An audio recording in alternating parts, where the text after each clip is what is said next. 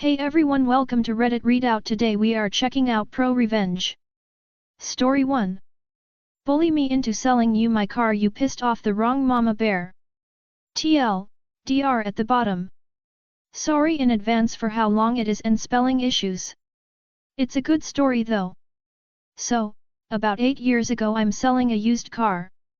Engine light was on, the AC needed recharging, and the fuel pump or something was out.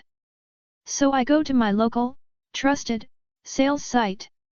Ad goes up with a few pictures and the words, "I work weird hours so I may not be able to accept a phone call. Please only text me." Yay to working swings and midnights, right? T was actually college classes, but same thing for me. So a few days in, I get a pretty standard text, "Hi, I'm Matt. Is your car still for sale?" Matt isn't his real name, but you get the idea. So text back that it is.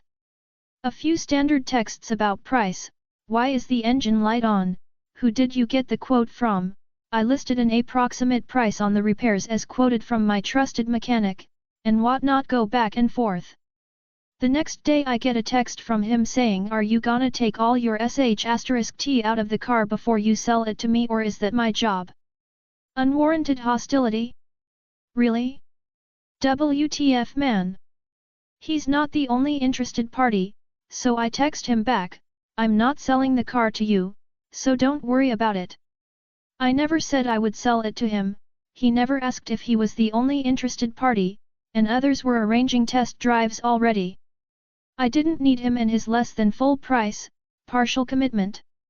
And the sh*t he was complaining about is 3 textbooks and a bag I keep clothes in. 4 things. This guy didn't like to take no for an answer, and starts calling, and texting about how my car's paint is peeling, true, but the pics and description said so, and how dare I ask so much, $1,000, for a piece of sh*t car. I started replying for a time, telling him he wasn't going to get the car, that I had other interested buyers, so he didn't need to worry about it, etc. Then things got personal. This site gave you the option to link to Facebook so you could post at both places at the same time. So I had. I didn't have my privacy settings turned down as it was still early into Facebook's absolute reign, and I actually trusted them at the time. Silly me, I know. I hadn't anticipated that he would be able to find my info through the website's post, and find my name, my location, pictures of my kid, my mother-in-law's obit, etc. Surprise me, he did. He starts text me about how I should be ashamed of myself for saying no to him, a muscular dude, and me being a quite round female. He included a picture in one text, and he wasn't the muscular, built man he claimed to be. He looked like a beanpole with 2 of muscles, so, WTF dude? He asked me if I even knew everything about cars or if I made the post while on my period so I didn't know what I was talking about. He texted that I should be lucky I was already married or else he would come to my house and show me how a real man handles a little b*tch. He got close but didn't have an address, and the way my address pulls up on GPS, he never would find my apartment thankfully. Small side info, since I was in college at the time and needed a more flexible schedule, I worked as a school crossing guard. Every 2 weeks or so, we'd go in to sign our time cards in order to get paid. This crossing guard gig was a hire though my local PD. Not all crossing guard gigs are the same, but this one was. During one of these visits into the office, I was using my phone while I was waiting for my boss to get to me, my name being low in the alphabet. I hadn't yet blocked the dude as it hadn't been long since this started and I was hoping it would fizzle on its own. I didn't check my phone in class, choosing to turn it off to avoid ADHDing on it the entire day, and I was often flooded with several hours of texts all at once. What I saw on my phone drove me over the cliff. He started texting about pictures I had posted on Facebook about my 8 or 7-year-old son. He had just majorly crossed the line. The cleanest version of his texts included things like, your kid is just as ugly as you are. I hope you don't plan on him leaving home to get a wife anytime soon. And how a smudge of dirt on his face from a day at the zoo looked like I beat him. I didn't sell you a car and you're taking out your rage by threatening to r*pe me and accusing me of beating my kid? Oh**lol no. Apparently, I was loud when I said what I did, because my boss stepped right over to me next and asked what was wrong. Great person. 10/10. Would boss again. I told her that I was getting this abusive texts from a rando that tried to buy my car. I told her I was about to erase the texts and block him, but she's like, no, wait, don't do that. Let me see your phone. So happy I didn't delete them because this next part still makes my heart sore. I offer and she takes my phone, reading all the sick and vile things he texted to me. She tells me to wait until she's cleared the lobby of the other crossing guards, so I do. She then tells me to follow her behind the security doors at the PD station, still having my phone. I don't know what's happening, but I liked and trusted her, so I do. I follow her back to her office where she works on her computer, referring my phone on occasion. She asks if all I have is the phone number or if I got his name too. I tell her I only got a first name, and scroll to the text where he introduced himself. An semi-uncomfortable amount of time later, she hands back my phone. Something to mention, my boss isn't just administrative. I didn't know it at the time, but she's a full-on lieutenant in the local PD. She came up the ranks from patrol, moving to a position where she exclusively investigated child/elder/disabled abuse complaints before moving into her current desk position. Needless to say, she didn't take people threatening harm to kids lightly. Because I hadn't blocked the number, I still had the text messages with the dude's name, and she had used it to cross-search him and the phone number. Long story short, she knew exactly who he was. She says not to worry, but don't delete or respond to his texts anymore, she had it. If it got worse, I should call her OR 911 as appropriate right away. Unconcerned and happy she had the situation in hand, I leave and go to class. When I'm back to the office to sign my next time card 2 weeks later, I had several unread texts from the guy. I had filtered them so I didn't see them pop up and hadn't read them. I had sold the car, for full asking price, and all but forgotten the entire situation. My boss tells me to wait for her again as she had something else for me to sign, and I again return to her office. She briefly explains what she had for me, what an actionable complaint that she needed me to sign from my issue 2 weeks ago. I remember everything all over again. She must see my face because she tells me not to worry and that she can tell me what's going on more after I actually sign the form. So I do.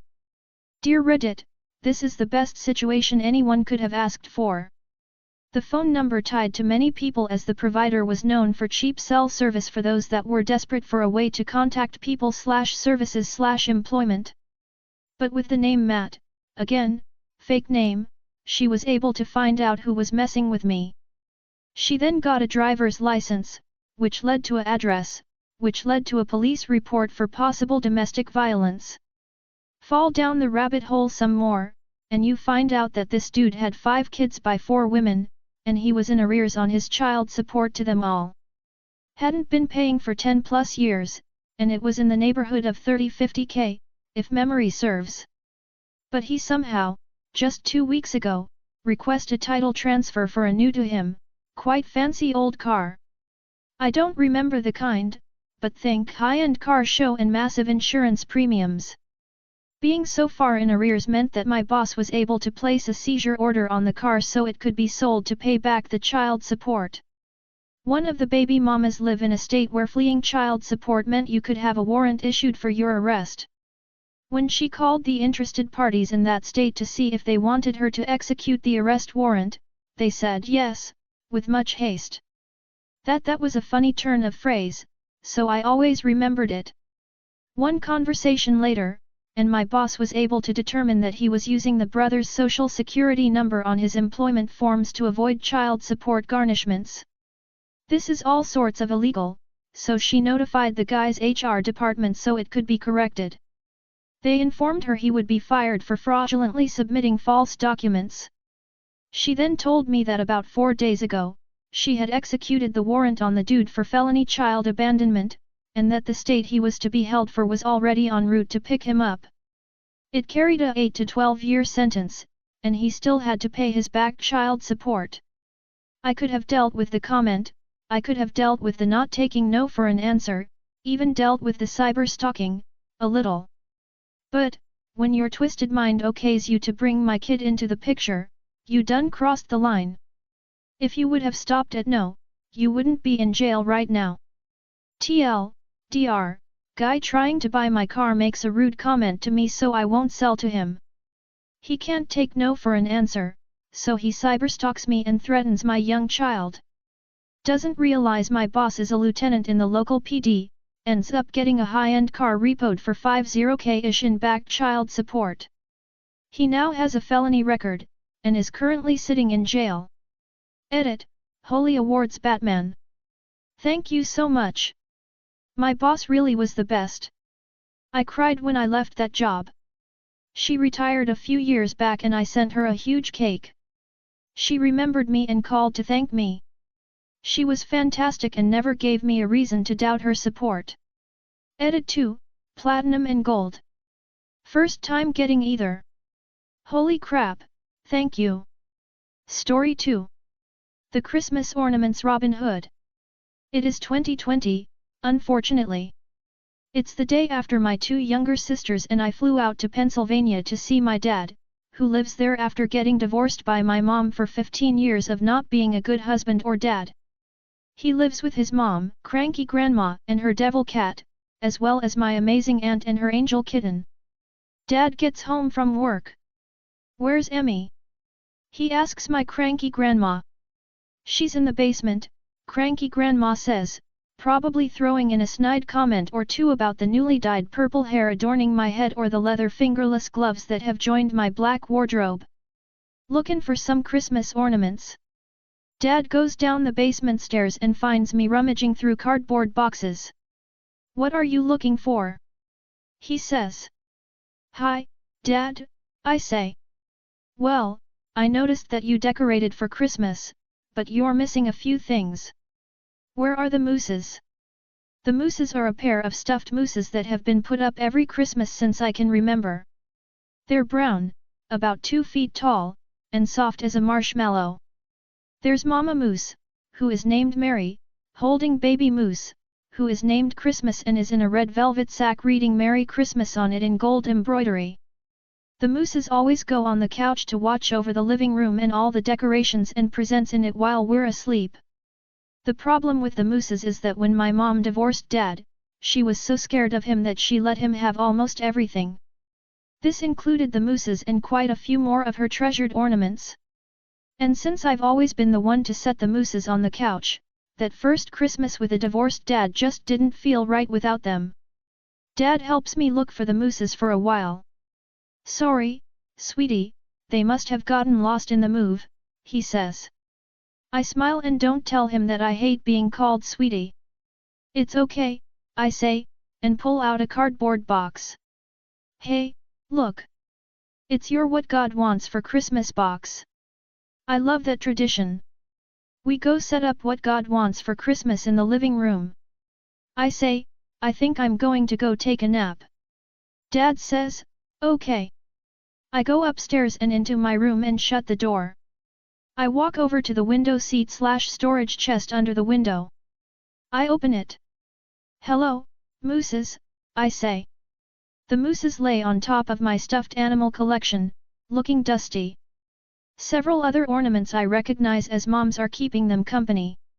I grin and shut the chest. It is the day we fly back to my home state. I have the mooses packed away in my suitcase, and the other ornaments tucked beside them, wrapped in my fluffiest, but still black, hoodie to protect them. I roll my suitcase out to the hallway. Dad is weighing youngest sister's bag to make sure it's under 50 pounds. Okay, now I need to check it to make sure you're not stealing any of my stuff. He tells her. My mind says, oh no. My brain gives me uncomfortable memories of how Dad raged when he thought one of us had stolen his coffee mug.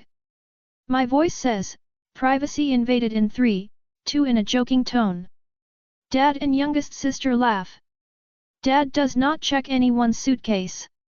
We are at the airport. Younger sister's suitcase is somehow 3 pounds over the weight limit. Dad says, Emmy, grab one of the suitcases that already went through and open it up. We'll put some of younger sister's stuff in there. He gestures to my suitcase. My mind makes an ear-splitting screeching noise that sounds like someone slammed their brakes to avoid hitting a pterodactyl and hit the pterodactyl anyway. My brain imagines Dad opening the suitcase and going into a rage at the sight of the mooses. My voice says, Sure, Dad. My hands grab youngest sister's suitcase instead of mine and pass it over. Dad opens it. Her suitcase contains no smuggled goods. We transfer the stuff and the very nice airport lady sends all the bags down the conveyor belt. Dad asks me why I wave to mine. I shrug. Just being weird, I say. Good luck, mooses, my mind says. We are back home. My family, my older sister, who didn't go with us, Mom, my other grandma, who we call Mega, and my papa, or grandpa, are all sitting in the living room catching up. I say, I'm disappointed you took the tree down already. Older sister laughs. It's past New Year's. I know, I say, but I brought some stuff to put on it. I open my suitcase. I show around the ornaments I smuggled back: 3 tiny stuffed snowmen, our cat's catnip stuffed cat ornament, a white clay angel, a wooden rocking horse, a wooden mouse king, a clay snowman, my older sister's stuffed dog.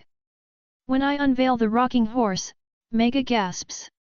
I bought that for your mother when she was little. She exclaims. How did your dad get it? That's not everything, I say. I unzip the flap hiding the mooses from view. I pull out the mooses. Older sister and Papa clap. How did you get those back here right under Dad's nose? Older sister asks. Mega laughs so hard she has tears in her eyes. The tears in Mom's eyes are not from laughter. Slowly, she reaches out and takes the mooses, hugging them to her chest. Over their antlers, she mouths thank you. And then, she gets up, and she sets the mooses down. On the couch. Right where they belong. That's all for today. Please don't forget to like and subscribe.